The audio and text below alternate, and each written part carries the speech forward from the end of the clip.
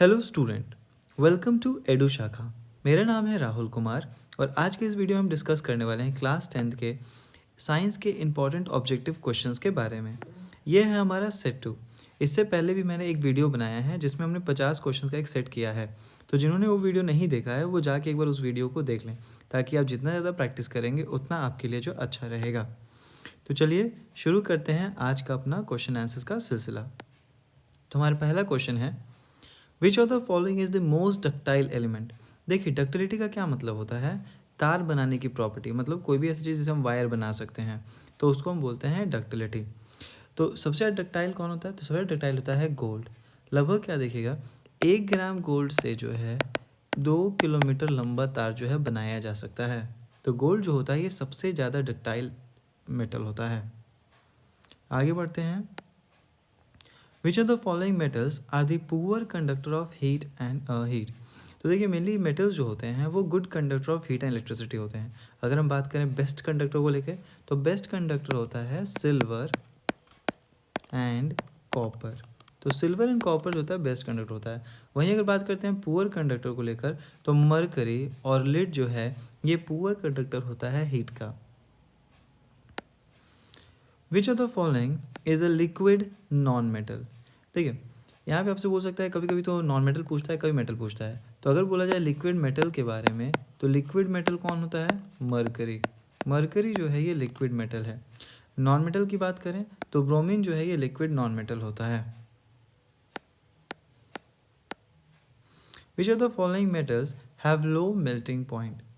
वैसे तो मेटल्स की मेल्टिंग पॉइंट हाई होती है, लेकिन कुछ ऐसे मेटल्स होते हैं जिनको अगर हम हाथ पे रखेंगे ना, हथेली पे, तभी ये पिघल जाते हैं। जैसे कि गैलियम हो गया, सीजियम हो गया, इन सब का जो मेल्टिंग पॉइंट होता है लो होता है। तो गैलियम भी याद रखिए, सीजियम जो होता है इसका भी मेल्टिंग पॉइंट जो है लो होता है। Okay. Which of the following non metal is lustrous. Lustrous का मतलब होता है शाइनी। तो कोई भी चीज़ जो शाइनी है उसको हम लस्ट्रस कहते हैं। तो ज़्यादातर जो नॉन मेटल्स होते हैं वो डल होते हैं, उनमें शाइन नहीं होता है। लेकिन ब्रोमीन जो आयोडीन होता है, आयोडीन में जो है शाइन होता है। तो इसका सही जवाब हो जाएगा आयोडीन। ठीक है। अच्छा, एक क्वेश्चन का आंसर दीजिएगा कमेंट सेक्शन में कि आयोडीन की कमी के कारण जो है कौन सा डिसऑर्डर होता है, कौन सा बीमारी जो है आयोडीन की कमी के कारण होता है। ओके, कमेंट सेक्शन में बताने की कोशिश ज़रूर कीजिए। चलिए आगे बढ़ते हैं। Which of the following is the hardest natural substance. Hardest natural substance होता है डायमंड। डायमंड जो है ये सबसे हार्डेस्ट नेचुरल सब्सटेंस है। और ये है क्या? तो ये एलोट्रॉप होता है कार्बन का। एलोट्रॉप का क्या मतलब हुआ? एलोट्रॉप का मतलब होता है अलग अलग रूप। ठीक है, तो डिफरेंट फॉर्म्स। एक ही एलिमेंट जब अलग अलग फॉर्म में एग्जिस्ट करता है तब उसको हम बोलते हैं एलोट्रॉप। तो डायमंड जो है ये कार्बन का एलोट्रॉप है। ग्राफाइट भी कार्बन का एलोट्रॉप होता है। बकमिंस्टर फुलरेंस हो गया। तो ये सब जो है एलोट्रॉप्स हैं कार्बन के। Which non metal is the good conductor of electricity. देखिए, नॉन मेटल की बात किया तो क्वेश्चन में इस चीज़ का ध्यान रखिए कि मेटल पूछा है या नॉन मेटल पूछा है। तो नॉन मेटल पूछा हुआ है, तो नॉन मेटल में है ग्राफाइट। ग्राफाइट अगेन क्या है? एलोट्रॉप है कार्बन का। ठीक है, तो कार्बन का ही एक रूप होता है ग्राफाइट। अच्छा, ग्राफाइट नॉन मेटल होते हुए बिजली कैसे कंडक्ट करता है? तो ग्राफाइट की बात करें तो इसमें क्या होता है कि एक कार्बन जो है ना, ये 3 अन्य कार्बन से जुड़े रहते हैं। तो कार्बन के पास जो आउटर मोस्ट शेल में 4 गो इलेक्ट्रॉन होता है। तो 3 गो इलेक्ट्रॉन तो बॉन्ड बना लिया, लेकिन चौथा जो इलेक्ट्रॉन होता है वो फ्री होता है। तो इसी फ्री इलेक्ट्रॉन के कारण जो है कार्बन इलेक्ट्रिसिटी कंडक्ट कर पाता है ग्राफाइट के रूप में। विच of the following oxide is amphoteric. देखिए, जो मेटालिक ऑक्साइड होते हैं ये बेसिक नेचर के होते हैं। ओके। लेकिन कुछ मेटालिक ऑक्साइड ऐसे होते हैं जो अगर सामने बेस है तो एसिड की तरह बिहेव करेंगे, और अगर सामने एसिड है तो बेस की तरह बिहेव करते हैं। मतलब सामने वाले के अनुसार ये अपने नेचर को बदल लेते हैं। तो वैसा ऑक्साइड जो एसिडिक और बेसिक दोनों की तरह बिहेव करता है उसको कहा जाता है एम्फोटेरिक ऑक्साइड। एम्फोटेरिक क्या हो गया? जो एसिड और बेस दोनों की तरह ही बिहेव करता है। उदाहरण के लिए एल्यूमिनियम ऑक्साइड हो गया, जिंक ऑक्साइड हो गया। तो ये सब जो है एम्फोटेरिक ऑक्साइड्स होते हैं। Sodium and potassium are preserved in which of the following. Sodium and potassium की बात करें तो ये हाईली रिएक्टिव मेटल होता है। अगर हम इसको एयर में रखें या वाटर में रखें तो ये रिएक्ट कर जाता है और बहुत तेज़ी से इसमें आग पकड़ लेता है। तो इसीलिए जो है हम इसको प्रिजर्व करते हैं मिनरल ऑयल में, पैराफिन वैक्स, टॉल्यून, तो सब में ही इसको जो है प्रिजर्व किया है। तो ऑप्शन नंबर डी जो है इसका सही जवाब हो जाएगा। The process of forming thick layer of oxide of aluminium is called. Aluminium को जब हम एयर में रिलीज़ करते हैं तो इसके ऊपर जो है एक परत चढ़ जाता है जो कि होता है एल्यूमिनियम ऑक्साइड का। ठीक है, पैसिव लेयर होता है जो अंदर वाले को और रिएक्ट नहीं करने देता है। तो एल्यूमिनियम ऑक्साइड का जो है इस पर लेयर चढ़ जाता है। अगर हम चाहते हैं कि इस लेयर को और ज़्यादा मोटा किया जाए तो लेयर को मोटा हम कैसे कर सकते हैं, तो इलेक्ट्रोलाइसिस की मदद से जो है हम इस लेयर को और मोटा कर सकते हैं। तो ये जो प्रक्रिया होता है जिसमें हम इलेक्ट्रोलाइसिस के द्वारा एल्यूमिनियम पे जो है और ऑक्साइड चढ़ाते हैं, इसको बोलते हैं एनोडाइजिंग। तो एनोडाइजिंग जो है वो प्रोसेस है जिसके द्वारा थिक लेयर जो है ऑक्साइड का चढ़ाया जाता है एल्यूमिनियम के ऊपर। During anodising which of the substance is made anode. तो एनोडाइजिंग के समय हम क्या करते हैं ना कि एल्यूमिनियम को एनोड बना देते हैं और इस एल्यूमिनियम पे जो है ऑक्साइड आकर चिपकेगा। तो मेनली क्या होता है, ऑक्साइड की बात करें तो O2- ये नेगेटिव आयन है। तो नेगेटिव आयन जो होता है ये पॉजिटिव इलेक्ट्रोड से अट्रैक्ट होता है और पॉजिटिव इलेक्ट्रोड क्या होगा, तो पॉजिटिव इलेक्ट्रोड हमारा जो होता है ये एनोड होता है। ठीक है, तो यहाँ पे हम इसको एनोड किसको बना रहे हैं, एनोड जो है हम एल्यूमिनियम को ही बनाते हैं। ओके, चलिए, विच of the following metals do not react with water but react with stems. अगर हम मेटल की बात करते हैं तो कुछ मेटल्स जो होते हैं वो एकदम ठंडे पानी के साथ रिएक्ट कर जाते हैं, कुछ मेटल्स जो होते हैं वो एकदम गर्म पानी के साथ रिएक्ट करते हैं और कुछ मेटल तो पानी से रिएक्ट ही नहीं करते हैं। जैसे ठंडे पानी की बात करें तो सोडियम पोटेशियम ठंडे पानी के साथ रिएक्ट कर जाता है, वहीं मैग्नीशियम जो है ये हॉट वाटर के साथ रिएक्ट करता है। आयरन और एल्यूमिनियम जो होता है ये ना ठंडे पानी ना गर्म पानी के साथ रिएक्ट, बल्कि ये स्टीम के साथ रिएक्ट करता है। तो आयरन हो गया, एल्यूमिनियम हो गया, ये सब जो होते हैं ये स्टीम के साथ रिएक्ट करते हैं। गोल्ड और सिल्वर बात करें, गोल्ड सिल्वर प्लैटिनम ये सब जो है वाटर के साथ रिएक्ट ही नहीं करते हैं। ओके,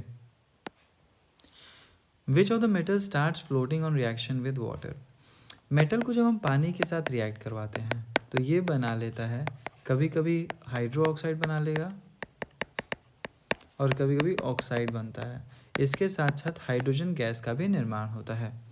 ये जो हाइड्रोजन गैस बनता है ना, ये क्या करता है, मेटल पे चिपक जाता है और जब मेटल पे चिपक जाता है तो मेटल को लाइट कर देता है और वहीं उसी की वजह से मेटल फ्लोट करने लगता है। तो ये हमें देखने को मिलता है कैल्शियम और मैग्नीशियम में। तो कैल्शियम और मैग्नीशियम में इस हाइड्रोजन के चलते, हाइड्रोजन इस पर चिपक जाता है, उसके चलते जो है ये फ्लोट करने लगता है। विच of the following acid will not release hydrogen on reaction with metals. ज़्यादातर एसिड जो होता है ये मेटल के साथ रिएक्ट करके बनाता है सॉल्ट और हाइड्रोजन गैस। ओके, तो ये चीज़ें हैं। लेकिन यहाँ बात करें तो नाइट्रिक एसिड जो है वो मेटल के साथ रिएक्ट करके हाइड्रोजन गैस नहीं बनाता है। क्यों? क्योंकि नाइट्रिक एसिड जो है ये एक स्ट्रॉन्ग ऑक्सीडाइजिंग एजेंट रहता है। ये क्या करता है, इस हाइड्रोजन को ऑक्सीडाइज कर देगा और इसको बना देगा पानी। तो नाइट्रिक एसिड के साथ हमें यहाँ पर हाइड्रोजन ना मिलकर हमें वाटर मिलेगा। Why nitric acid is not able to release hydrogen on reaction with metals। तो अभी भी बात की हमने कि नाइट्रिक एसिड जो होता है ये स्ट्रॉन्ग ऑक्सीडाइजिंग एजेंट होता है और ये जो है क्या करेगा, ये ऑक्सीडाइज कर देगा हाइड्रोजन को, जिसकी वजह से हमें हाइड्रोजन नहीं मिलेगा। The correct order of reactivities. देखिए, रिएक्टिविटी का मतलब क्या होता है, कोई भी मेटल जो है कितना ज़्यादा रिएक्टिव है और या फिर कितना कम रिएक्टिव है। सोडियम पोटेशियम जो होते हैं सब हाई रिएक्टिव मेटल्स होते हैं। वहीं अगर बात किया जाए गोल्ड प्लैटिनम का, तो ये सब जो है लेस रिएक्टिव मेटल होता है। तो इसमें हमें बीच वाले एलिमेंट्स दिए गए हैं। तो यहाँ पे हमको कंपेयर करना है जिंक, एल्यूमिनियम, आयरन और मैग्नीशियम है। तो क्या होता है, मैग्नीशियम जो है हाईएस्ट रिएक्टिव होता है, उसके बाद एल्यूमिनियम, फिर जिंक और फिर आयरन। तो ऑप्शन सी जो है इसका सही जवाब हो जाएगा। Aqua regia is a mixture of. Aqua regia जो है ये HCl और नाइट्रिक एसिड का मिक्सचर होता है, लेकिन दोनों के दोनों कंसनट्रेटेड होने चाहिए। तो ऑप्शन नंबर डी जो है सही होता है। एक्वा रीजिया की बात करें तो इसमें HCl 3 पार्ट में और नाइट्रिक एसिड जो है 1 पार्ट में मिलाया जाता है और ये इतना स्ट्रॉन्ग मिक्सचर हो जाता है कि ये इनर्ट मेटल्स को भी डिज़ोल्व कर सकता है, जैसे गोल्ड, प्लैटिनम, इन लोगों को भी जो है ये डिज़ोल्व कर लेता है। तो ये हाईली रिएक्टिव होता है। What would you observe when iron is added to zinc sulfate? तो जब हम आयरन को रिएक्ट करवाएंगे जिंक सल्फेट के साथ तो क्या देखेंगे। अब देखो, आयरन जो होता है ना ये लेस रिएक्टिव होता है जिंक के मुकाबले, तो इसीलिए आयरन यहाँ पर रिड्यूस नहीं कर पाएगा। तो इस कारण जो है यहाँ पर कोई रिएक्शन होगा ही नहीं। तो ऑप्शन नंबर डी जो है सही होता है। अगर यहाँ पे आयरन ज़्यादा रिएक्टिव होता, इन दैट केस हमें डिस्प्लेसमेंट रिएक्शन देखने को मिलता, बट क्योंकि आयरन वीक है, उतना ज़्यादा रिएक्टिव नहीं है, इस कारण ये जिंक को हटा नहीं पाएगा। Which gas is release when copper reacts with hot and concentrated sulphuric acid. तो कॉपर को जब रिएक्ट करवाते हैं सल्फ्यूरिक एसिड के साथ, तो ये क्या बनाता है, तो ये बनाता है कॉपर सल्फेट। उसके अलावा जो है सल्फर डाइऑक्साइड गैस और वाटर जो है रिलीज होता है। तो यहाँ पर कौन सा गैस बन रहा है, यहाँ बनता है sulphur dioxide gas. The compounds which are formed by transfer of electron from metal to non metal. तो इलेक्ट्रॉन के ट्रांसफ़र की वजह से जो बॉन्ड बनता है उसको हम बोलते हैं इलेक्ट्रोवैलेंट बॉन्ड या फिर आयोनिक बॉन्ड। क्या होता है, जैसे कि सोडियम है, तो सोडियम क्या करता है, एक इलेक्ट्रॉन रिलीज़ किया, तो कोई भी एलिमेंट जब इलेक्ट्रॉन रिलीज़ करता है तो उस पर चढ़ जाता है एक पॉजिटिव चार्ज, तो Na+। अब ये जो इलेक्ट्रॉन रिलीज़ किया है उसको एक्सेप्ट कर लिया क्लोरीन ने, तो कोई भी एलिमेंट जब इलेक्ट्रॉन एक्सेप्ट करेगा तो उस पर आता है नेगेटिव चार्ज, क्यों, क्योंकि इलेक्ट्रॉन जो होता है नेगेटिवली चार्ज पार्टिकल है। तो अब क्या होगा, ये जो सोडियम और ये क्लोरीन दोनों के बीच में जो strong electrostatic force of attraction लगेगा, और जिसके चलते जो है ये बन जाएगा ionic compound NaCl। Which of the following is not the property of ionic compound. Ionic compound की बात करें तो आयोनिक कंपाउंड जो होते हैं स्ट्रॉन्ग इलेक्ट्रोस्टैटिक फोर्स के कारण जो है इनकी मेल्टिंग बॉइलिंग पॉइंट हाई होती है। उसके अलावा ये लोग सॉल्युबल होते हैं वाटर में, और ये लोग ब्रिटल भी होते हैं, लेकिन ये लोग केरोसिन में सॉल्युबल नहीं होते हैं। तो ऑप्शन सी जो है ये सही हो जाएगा इसमें, कि ये प्रॉपर्टी नहीं है आयोनिक कंपाउंड का। विच of the following is found in nature in free state.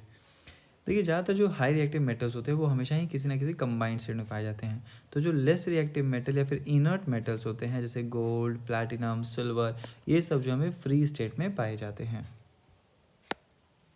Copper and silver are found in combined state. Copper and silver की बात करें तो वैसे तो ये लोग लेस रिएक्टिव होते हैं, तो ये लोग नेचर में फ्री स्टेट में भी पाए जाते हैं, लेकिन कभी कभी ये लोग ऑक्साइड्स और सल्फाइड्स के रूप में भी पाए जाते हैं। तो यहाँ पे ऑक्साइड तो ऑप्शन में है नहीं, सल्फाइड जो है सही जवाब हो जाएगा ऑप्शन बी सल्फाइड ओर्स। तो कॉपर और सिल्वर जो है सल्फाइड ओर्स के रूप में जो है पाया जाता है नेचर में। विच of the following metal can not be extracted bye electrolysis.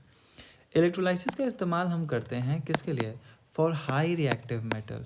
तो जो हाई रिएक्टिव मेटल होता है उसके लिए जो है इलेक्ट्रोलाइसिस का प्रयोग किया जाता है।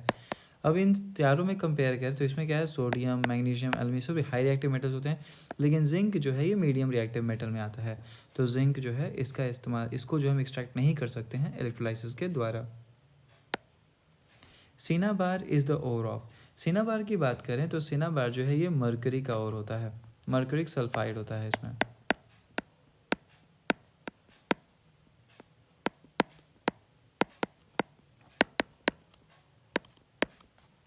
तो मरकरिक सल्फाइड होता है मेनली जो है, इसी को सिनाबार कहते हैं।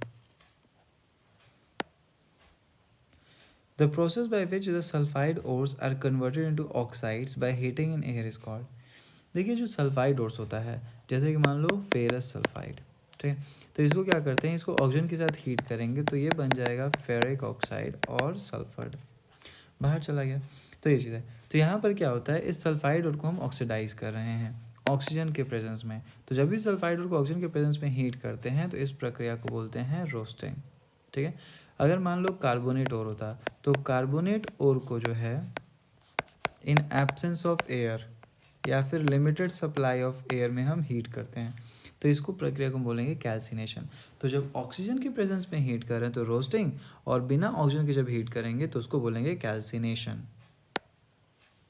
Which of the substance can be use as a reducing agent during extraction of reactive medium reactive metal. तो मीडियम रिएक्टिव मेटल जो होते हैं, तो कोई भी ऐसा मेटल जो इनके ऊपर है रिएक्टिविटी सीरीज में, तो ऊपर वाले मेटल्स होते हैं वो नीचे वाले को रिड्यूस कर सकते हैं। तो कैल्शियम, सोडियम, कार्बन, ये सब जो है मेनली रिड्यूसिंग एजेंट के रूप में हम इस्तेमाल करते हैं। The reaction between ferric oxide with aluminium is called. देखो जब फेरिक ऑक्साइड जो होता है ये एल्यूमिनियम के साथ रिएक्ट करता है, तो यहाँ पर क्या होता है, ये बना लेता है एल्यूमिनियम ऑक्साइड और आयरन। उसके अलावा जो है बहुत ज़्यादा हीट ये रिलीज़ करता है, तो इसी कारण जो है इस प्रक्रिया को, ये एक तरीके से तो क्या हुआ, ये है डिस्प्लेसमेंट रिएक्शन, लेकिन इसको हम लोग बोलते हैं थर्मिट रिएक्शन, इसको हम बोलते हैं थर्मिट रिएक्शन। और यहाँ पे ये इतना ज़्यादा हीट जनरेट होता है कि इस हीट का इस्तेमाल किया जाता है रेलवे ट्रैक्स को जोड़ने के लिए।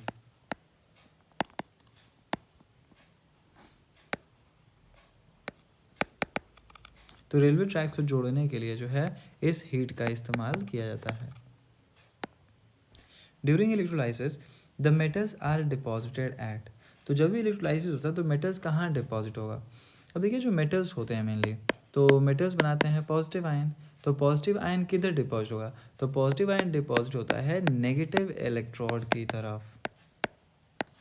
पॉजिटिव आयन डिपॉजिट होता है नेगेटिव इलेक्ट्रोड की तरफ।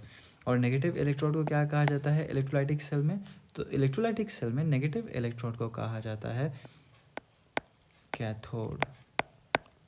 ठीक है, तो इलेक्ट्रोलाइसिस के दौरान जो मेटल्स होंगे वो कहाँ डिपॉजिट होंगे, तो वो डिपॉजिट होंगे कैथोड में। और जो नॉन मेटल्स होंगे वो कहाँ डिपॉजिट होंगे, तो नॉन मेटल जैसे क्लोरीन है, तो क्लोरीन जो होता है ये किधर डिपॉजिट होगा, पॉजिटिव इलेक्ट्रोड की तरफ। और पॉजिटिव इलेक्ट्रोड को क्या कहा जाता है anode. Okay, during electrolytic refining which metal is made as cathode, तो कैथोड हम किसको बनाते हैं, तो मेनली जो इम्प्योर मेटल होता है उसको हम बना देते हैं एनोड, और जो प्योर मेटल है उसको हम बनाते हैं कैथोड। तो प्योर मेटल को हम लोग जो है कैथोड बनाते हैं।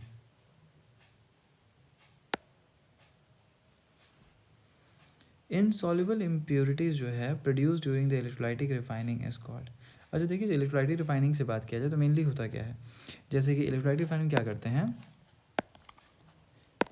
एक वेसल लिया, इसमें जो है इम्प्योर रॉड को डाल दिया, और इधर है प्योर रॉड जिसको बहुत पतला बनाते हैं। ठीक है, कॉपर की रिफाइनिंग है सपोज करो, तो कॉपर की रिफाइनिंग है तो इसमें हम ले लेते हैं कॉपर सल्फेट, इसमें हम लोग ले लेंगे क्या कॉपर सल्फेट, कनेक्ट कर देते हैं बैटरी से।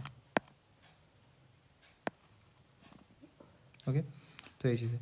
अब यहाँ पर क्या होता है, ये हो गया पॉजिटिव से जुड़ा हुआ है, ये है नेगेटिव से जुड़ा हुआ, तो ये हो जाता है कैथोड और ये हो गया एनोड। ठीक है, तो यहाँ से क्या होगा, ये जो एनोड है ये कॉपर रिलीज़ करेगा, ठीक, और साथ ही साथ जो है 2 इलेक्ट्रॉन रिलीज़ करेगा। तो इलेक्ट्रॉन तो इधर से इधर फ्लो कर रहा है, इलेक्ट्रॉन जो होता है वो इधर से फ्लो कर रहा है, लेकिन यहाँ से जो कॉपर जाएगा वो क्या होगा, इधर जाके जो है डिपॉजिट हो जाता है। तो इस तरीके से जो है यहाँ से कॉपर निकलेगा, यहाँ से कॉपर निकल रहा है और इधर जाके जो है डिपॉजिट हो जाएगा। यहाँ पर होगा क्या, एनोड पे होता है ऑक्सीडेशन, मतलब कॉपर जो है ये कॉपर +2 बनाता है और 2 इलेक्ट्रॉन, तो ये कॉपर +2 कहाँ चला गया सोल्यूशन में, ये कॉपर +2 कहाँ गया सोल्यूशन, और 2 इलेक्ट्रॉन कहाँ जा रहे हैं वायर में। तो इस तरीके से जो है मूव करेगा। और वहीं अगर कैथोड की बात करते हैं तो कैथोड पे होता है रिडक्शन, तो यहाँ से जो Cu+2 निकला है वो क्या करेगा, इधर जाएगा, इलेक्ट्रॉन एक्सेप्ट करेगा और बन जाएगा Cu। तो इस तरीके से जो है ये मूव करते रहता है। ठीक है, और बाकी जो बच गया, अब मान लो यहाँ पे जो गिरेगा, जो डस्ट वगैरह, जो धूल मिट्टी, तो इस धूल मिट्टी को हम कहते हैं, धूल मिट्टी मतलब जो इम्प्योर सब्सटेंस यहाँ पे जो होगा जैसे कि आयरन वगैरह, तो इसको बोलते हैं एनोड मड। तो अगला क्वेश्चन इसी पे था कि एनोड मड। ठीक है, तो जो बचता है उसको क्या बोलते हैं, उसको बोलते हैं anode mud. Which metal is use in galvanisation, तो गैल्वेनाइजेशन में क्या होता है कि आयरन है, आयरन के ऊपर जो एक जिंक का लेयर चढ़ा दिया जाता है, आयरन के ऊपर एक जिंक का लेयर चढ़ा दिया। इससे क्या होता है, इससे होता है ये कि जिंक जो है ये नॉन रिएक्टिव मेटल होता है और ये एयर के साथ रिएक्ट नहीं करेगा और आयरन को बचा के रखेगा। द होमोजेनियस मिक्सचर ऑफ 2 और मोर मेटल्स इज कॉल्ड, तो 2 या 2 से अधिक मेटल्स के मिक्सचर को हम कहते हैं एलॉय। एलॉय इसलिए बनाया ताकि मेटल की प्रॉपर्टी सुधर जाए, जैसे कि लोहा है, लोहा में जंग लग जाता है आसानी से, लेकिन उसी में जब क्रोमियम और निकल मिला देते हैं तो उसमें जंग आसानी से नहीं लगेगा। तो एलॉय बनाने का मेन मैटर यही होता है कि हम लोग जो है उसकी प्रॉपर्टी को इम्प्रूव करवाते हैं। Which of the substance is mixed in iron to make it hard, तो आयरन में कार्बन मिला दिया जाता है, कार्बन के मिलाने से जो है आयरन जो है वो हार्ड बन जाएगा। लगभग जो 0.5% जो है ये मिलावट की जाती है कार्बन की।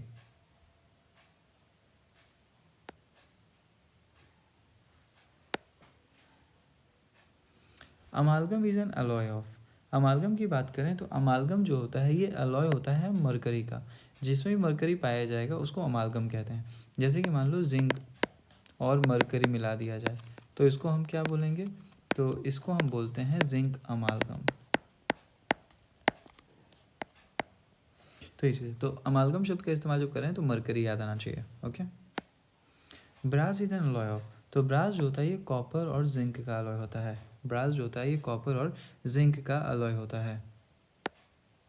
Shoulder is an alloy of, shoulder जो होता है ये लिड और टिन का अलॉय होता है। अच्छा, एक और चीज़ यहाँ पे ध्यान रखिएगा क्या, कि कॉपर और टिन की बात करें तो कॉपर और टिन किसका होता है, तो कॉपर और टिन जो होता है ये ब्रॉन्ज का होता है। ठीक है, तो ब्रॉन्ज किससे मिला के बना है, कॉपर और टिन से। कॉपर और जिंक की बात करें तो ये ब्रास है। ठीक है, आगे बढ़ते हैं। An elements react with oxygen to give a compound with a high melting point. The compound is also soluble in water. The element is likely to be. देखिए यहाँ बात करें कैल्शियम जो होता है ना, जब ऑक्सीजन से रिएक्ट करता है तो ये बना लेता है कैल्शियम ऑक्साइड, और कैल्शियम ऑक्साइड का मेल्टिंग पॉइंट भी ज़्यादा होता है और साथ ही साथ जो है ये सॉल्युबल भी है वाटर में। तो ऑप्शन नंबर जो है ए जो हो जाएगा वो सही हो जाएगा। विच of the following metal will give displacement reaction, NaCl copper. अब देखो यहाँ पे सोडियम है, कॉपर है, सोडियम ज़्यादा रिएक्टिव है तो डिस्प्लेस तो हो ही नहीं पाएगा। मैग्नीशियम है, एल्यूमिनियम है, मैग्नीशियम ज़्यादा रिएक्टिव है, ये भी डिस्प्लेस नहीं हो पाएगा। आयरन है, सिल्वर है, आयरन ज़्यादा रिएक्टिव है, डिस्प्लेस नहीं होगा, तो बचा यही वाला, तो ऑप्शन डी हमारा सही हो जाएगा। कॉपर जो है ये ज़्यादा रिएक्टिव है, ये डिस्प्लेस कर देगा यहाँ पर, तो डिस्प्लेसमेंट रिएक्शन यहाँ पे डी ऑप्शन शो करेगा। The percentage of carbon in the atmosphere is, तो एटमॉस्फेयर में कार्बन का जो प्रतिशत होता है वो 0.03% होता है। How does carbon satisfy it's valency, carbon की बात करें तो कार्बन का एटॉमिक नंबर होता है 6। अगर हम इसको कन्फिगर करने जाएँ तो अंदर वाले शेल में 2 और बाहर वाले शेल में 4। तो अब इसको ऑक्टेट कंप्लीट करने के लिए क्या करना पड़ेगा, या तो 4 इलेक्ट्रॉन लेना पड़ेगा या तो 4 इलेक्ट्रॉन देना पड़ेगा। अब 4 इलेक्ट्रॉन लेगा या देगा तो इसका जो न्यूक्लियर चार्ज है उसमें बहुत ज़्यादा असर पड़ेगा, तो जिसके चलते ये क्या करता है कि इसके पास 4 इलेक्ट्रॉन है तो ये 4 इलेक्ट्रॉन बाकी किसी से शेयर कर लेगा। तो ये अपना ऑक्टेट कंप्लीट करने के लिए इलेक्ट्रॉन शेयर करता है, तो ऑप्शन सी जो है इसका सही जवाब हो जाएगा। Major component of CNG, CNG का फुल फॉर्म होता है कॉम्प्रेस्ड नेचुरल गैस।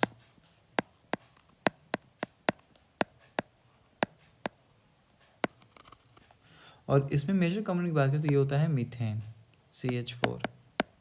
ओके, अच्छा CNG हो गया या फिर बायोगैस, बायोगैस का भी जो मेन कंपोजिशन होता है ना वो मीथेन ही होता है। The structure of graphite is, graphite की बात करें तो ग्रेफाइट में क्या होता है, एक कार्बन जो है 3 अन्य कार्बन से जुड़ा रहता है। ओके, तो अगर यहाँ पे देखो तो ये कैसा स्ट्रक्चर दिख रहा है, ये दिख रहा है हेक्सागोनल स्ट्रक्चर, और इस तरीके से बहुत सारे लेयर्स होते हैं, तो लेयर के ऊपर लेयर, लेयर के ऊपर लेयर चढ़ा रहता है, और इस कारण जो ग्रेफाइट जो होता है ये सॉफ्ट हो जाता है। The bond found by sharing of electron between 2 atom is called, तो जब इलेक्ट्रॉन को शेयर करके जब बॉन्ड में आए थे तो इसको बोलते हैं कोवैलेंट बॉन्ड। जैसे कि हाइड्रोजन है, इसके पास एक इलेक्ट्रॉन, दूसरा हाइड्रोजन एक इलेक्ट्रॉन, दोनों ने शेयर कर लिया तो ये जो बॉन्ड बना क्या बना, कोवैलेंट बॉन्ड। क्लोरीन है, क्लोरीन के पास जो है 7 इलेक्ट्रॉन है, दोनों ने एक एक शेयर कर लिया तो ये बन गया covalent bond. Which of the following is try atomic, try atomic का मतलब है कितने एटम्स मिलकर जो है मॉलिक्यूल बन रहा है। जैसे कि ऑक्सीजन, ऑक्सीजन की बात करें तो 2 ऑक्सीजन मिलता है तो बन गया O2, तो 2 इसका एटोमिसिटी हो गया। मान लीजिए जैसे कि नाइट्रोजन, नाइट्रोजन की बात करें तो नाइट्रोजन में जो है N2, 2 को मिला। इसे सोडियम, सोडियम ज़्यादातर मोनो एटॉमिक होता है, Na पाया जाता है Na के रूप में। इसी से बात किया जाए ओजोन, तो ओजोन में जो है O3 रहता है, तो ओजोन जो है वो ट्राई एटॉमिक हो गया। फॉस्फोरस P4 टेट्रा एटॉमिक हो जाएगा। सल्फर S8 पॉली एटॉमिक हो जाएगा। Unsaturated compound contains, unsaturated compound की बात करें तो मेनली क्या होता है, जैसे कि कार्बन है तो कार्बन कार्बन का सिंगल बॉन्ड है तो इसको बोलते हैं सैचुरेटेड, क्योंकि अब इसमें और ज़्यादा अन्य एलिमेंट्स हम ऐड नहीं कर सकते, हमें सब्स्टिट्यूट करना पड़ेगा। वहीं कार्बन कार्बन डबल बॉन्ड होगा या फिर कार्बन कार्बन ट्रिपल बॉन्ड होगा तो दोनों को ही हम बोलते हैं अनसैचुरेटेड। क्यों अनसैचुरेटेड बोलते हैं, तो क्योंकि इसमें हम और ज़्यादा अन्य एलिमेंट्स ऐड कर सकते हैं, तो option number B and D जो है ये दोनों ही सही हो जाए, बी एंड सी होगा यहाँ पे। ठीक है, तो बी एंड सी दोनों ही सही हो गया। विच of the following metal show the property of catenation mostly, देखिए सिलिकॉन भी कैटेनेशन की प्रॉपर्टी शो करता है, कार्बन भी शो, लेकिन क्योंकि मोस्टली पूछा है तो मोस्टली कार्बन शो करता है। सिलिकॉन जो है 7-8 एलिमेंट तक, 7-8 सिलिकॉन तक आपस में जुड़ सकता है, उससे ज़्यादा नहीं। लेकिन कार्बन की बात करें तो कार्बन आपस में जुड़ जुड़ कर जो है लंबा लंबा चेन बना लेता है। तो इस कारण जो है, क्योंकि इसकी खासियत है लंबे चेन्स बनाने की, तो ये ज़्यादा कैटेनेशन शो करता है। इसी प्रॉपर्टी को कैटेनेशन कहते हैं, self linking ability. Who was the first person to disapprove vital force theory? देखिए, पहले क्या माना था कि जो भी ऑर्गेनिक कंपाउंड्स होते हैं, इनको बनाने के लिए एक नेचुरल फोर्स की ज़रूरत होती है। ये मेनली जो है लिविंग ऑर्गेनिजम्स के अंदर ही बनते हैं। लेकिन फ्रेडरिक उलर ने सबसे पहले जो यूरिया का निर्माण किया, ठीक है। और यूरिया मेनली क्या होता है, जो यूरिन होता है, तो यूरिन में मोस्टली क्या रहता है, यूरिया ही तो रहता है। तो ये चीज़ है। तो फ्रेडरिक उलर ने सबसे पहले जो है अमोनियम साइनेट की मदद से जो है यूरिया का निर्माण किया, और इन्होंने डिसअप्रूव कर दिया इस वाइटल फोर्स थ्योरी को, ठीक है। तो फ्रेडरिक उलर जो है ये सही जवाब हो जाएगा। The formula for n butene is, देखिए जब भी आपके पास जो आता है तो आपको ये ध्यान रखना है कि एंड में क्या जुड़ा हुआ है। अगर एन जुड़ा रहेगा तो इसको हम बोलते हैं एल्केन, और इसके लिए जनरल फार्मूला क्या हो जाता है, CnH2n+2। अगर एंड में इन जुड़ा हुआ है तो ये हो गया अल्कीन, और इसके लिए जनरल फार्मूला क्या होता है, CnH2n। अगर आइन जुड़ा हुआ है तो इसको बोलते हैं अल्काइन, और इसकी जनरल फार्मूला क्या हो जाएगा, CnH2n-2। ठीक है, तो आप फार्मूला रख के जो चेक कर सकते हो कि किसका क्या होगा, तो CnH2n। ओके, तो ब्यूट मतलब क्या होता है, ब्यूट मतलब 4 कार्बन, तो 4 कार्बन 4 2 जा 8, तो ऑप्शन नंबर सी जो है वो सही हो जाएगा।